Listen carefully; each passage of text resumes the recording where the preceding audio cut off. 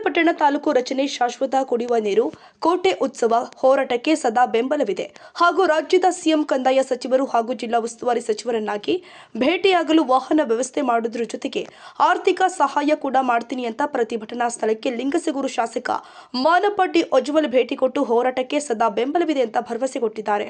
ಇದೇ ವೇಳೆ ಪ್ರತಿಭಟನಾಕಾರರು ಶಾಸಕರಿಗೆ ಮನವಿ ಪತ್ರ ಸಲ್ಲಿಸಿದರು.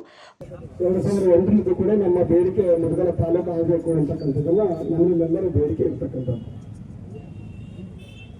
ಇದು ಹೋರಾಟ ಹೆಂಗಿರ್ಬೇಕಂದ್ರೆ, ಇದು ಪ್ರತಿ ಸಲ ನಾವು ಒಂದು 4 ದಿನ ಕೂತು ಹೋರಾಟ ಮಾಡ್ತೀವಿ, ಆಮೇಲೆ ಮರೆತು ಬಿಡ್ತೀವಿ.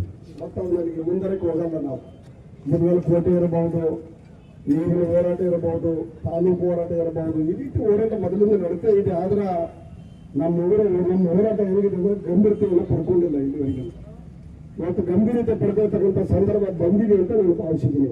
ಯಾಕಂದ್ರೆ ಅಷ್ಟೊಂದು ಸೀರಿಯಸ್ ಹೋರಾಟ ಮಾಡಿದಾಗ ಮಾತ್ರ ನಮ್ಮ ಫಲ ಸಿಗ್ತದೆ. ಯಾವುದೇ ಮಗು ಅಪ್ಪತ್ತಾನೆ ತಾಯಿ ಹಾಲು ಕುಡಿಸೋದು ನನ್ನ ಮಗ ಹಸ್ಕೊಂಡ. ನಾವು ಹೋರಾಟ ಮಾಡಿ ಏನಾದರೂ ಬಿಸಿ ಕೊಟ್ಟಿರ್ತಾನೆ, ಆ ಬಿಸಿ ಕೊಟ್ಟಿರ್ತಾನೆ ಸರ್ಕಾರ ಇವತ್ತು ಕಳಿತಾರದು ಇವತ್ತು ಮಾಡಬೇಕು ಇಲ್ಲಿ ಅಂತಕ್ಕಂಥ ಭಾವನೆ ಬರ್ತಕ್ಕಂಥದ್ದು.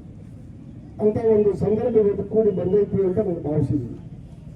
ನಾನು 3ನೇ ಬಾರಿ ಶಾಸಕನಾಗಿದ್ದೀನಿ. 3ನೇ ಬಾರಿ ಶಾಸಕರಾದರೂ ಕೂಡ ಇವತ್ತು ನಮ್ಮ ಭಾಗದಲ್ಲಿ ಏನು ಅವಶ್ಯಕತೆ